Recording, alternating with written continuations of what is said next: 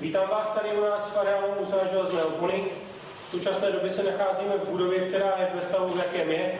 Nicméně je to bývalá pohraniční rota. Bylo tu desítky vojáků, kteří tu non-stop bydleli. A my jsme prostory jejich bývalé jídelny přetvořili na takové malé divadelko. A připravili jsme si pro vás epizodu z roku 1945, která se udála vlastně, nebo mohla udát ke konci roku. Můžete vidět, že ne vždy je zlato to nejdůležitější, co můžete mít. Každopádně, na co bych vás rád upozornil, je to, že se bude i střílet. Jsou to všechno slepé zbraně, nicméně to práská, můžete uších dost slyšet, když tak si přicpěte trošku uši. Jakmile skončíme, můžete se jednak vyfotit s těma vojákama, jednak si můžete zkusit potěžkat ty jejich zbraně a kdo bude chtít, tak si z nějaké pušky může i vystřelit děcka. No? Vidíme. Až to potom skončí, tak my vám otevřeme znovu muzeum. Kdo tam byl, nebo kdo to nestihl, kdo to chce projít znovu, tak může vlastně si to muzeum v klidu projít. Budeme tam i mít, takže se můžete na cokoliv připtat, zeptat se, není v tom problém. Teď se dobře bavte a věřím, že se vám to bude líbit.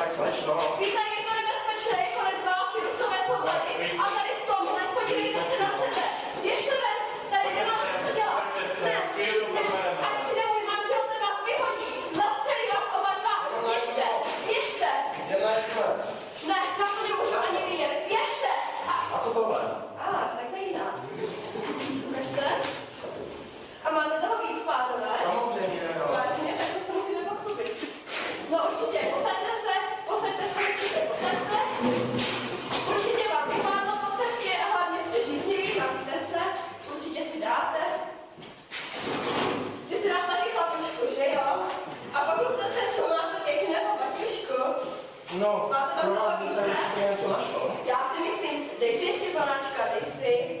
Já se ráda podívám, co to sebou neseš. Máte toho více, mohu se podívat? No to je zákrava. Ten by se mi zrovna hodil, víte? Ale dáte si ještě, určitě toho sebou máte víc. Co tady je? Co tady děláte? Já uklidni se, já ti všechno ti vysvětlím. Dobře, to co to jsou naši přátelé. Poznačné, máme nešaje. To si tak. Co děláte? Tak tohle. Máte na své zkušit nešaje na mě. Ne. Pánové, uklidněte se. Nešaje na mě. Napijeme se na to, že Miláčku, posaď se, já ti všechno vysvětlím. Všechno ti vysvětlím, první se napij a já ti všechno vysvětlím.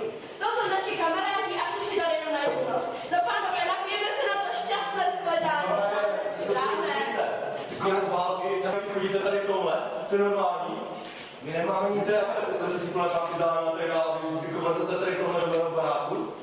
Jako, ale když se tak dívám, kamaráde, ty máš německé boty. Třeba tady se tady tvůj kamarád. Tyhle boty jsou jako toto, máš. A co za zbroj? To se bral nějakému německému vojáku. Nechte toho, se nebude takhle, ale posaďte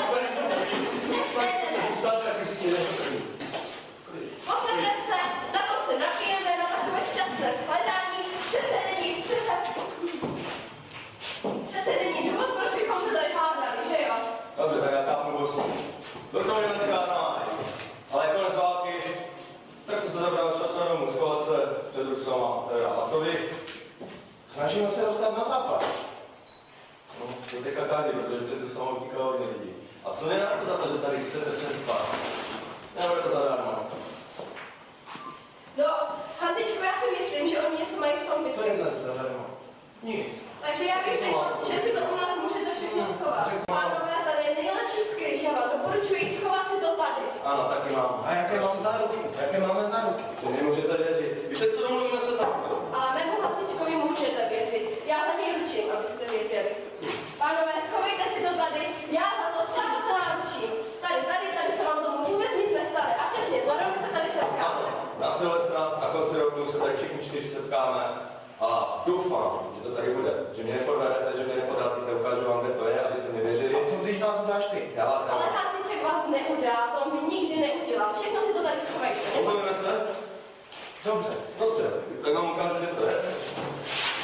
Můžete mi to dát? Ukryju to sem.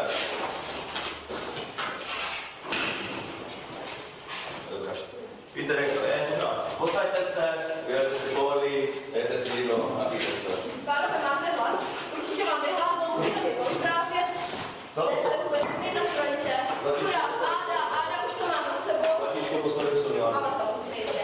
Áda už to má za sebou. Tak mi povídejte, co jste dělali celou chvíli. Áda.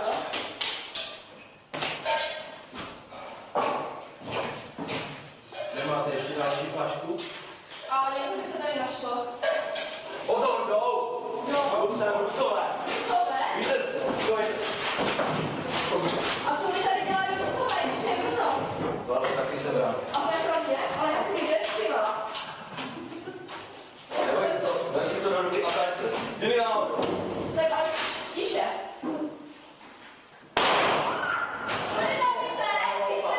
Jděte se! Co tak? Na mě to střílí!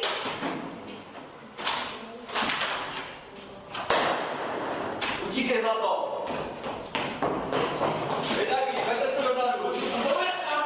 Nebojte se do dálku.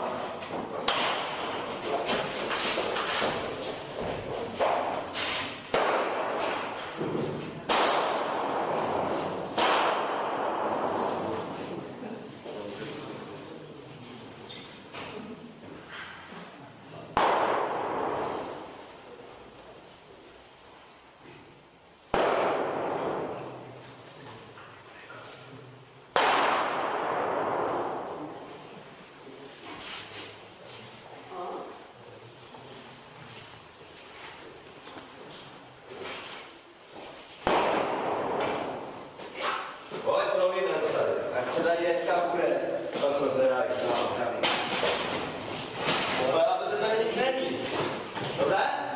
Ne. Ale podívejme se, co tady na zemi. Dívej se. Ona Puková dcera leží vedle jak... On se hodí pěkný kodičky. Tak si jo. Tak, myslím, že si dáme pohodlí. Posadíme se, popijeme. To je jasné. Hanzíku, povídej, co dělal těch Vánocí. No, tak Vánoce byly pěkné, se konec války.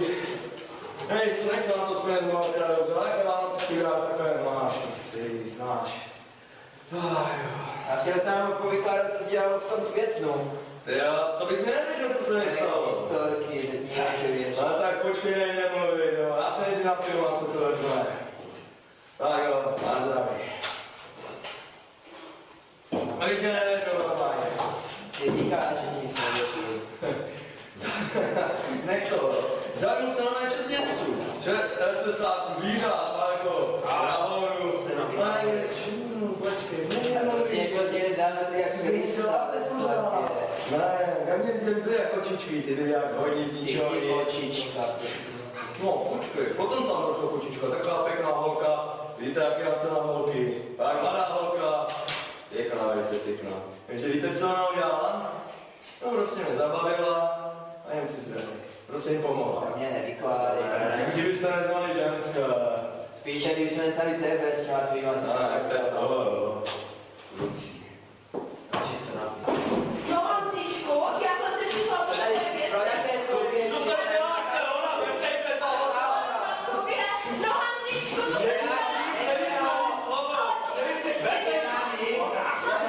to se přeci já.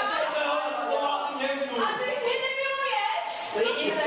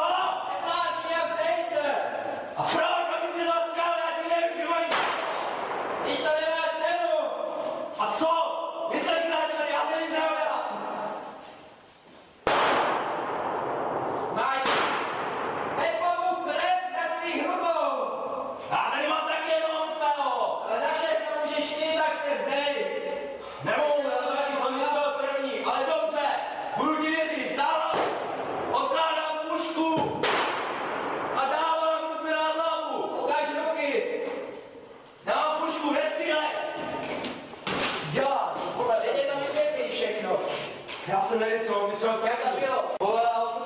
Co tady ty? Co to děláš, ne? Ono to nabuná. Zase mi vidíte.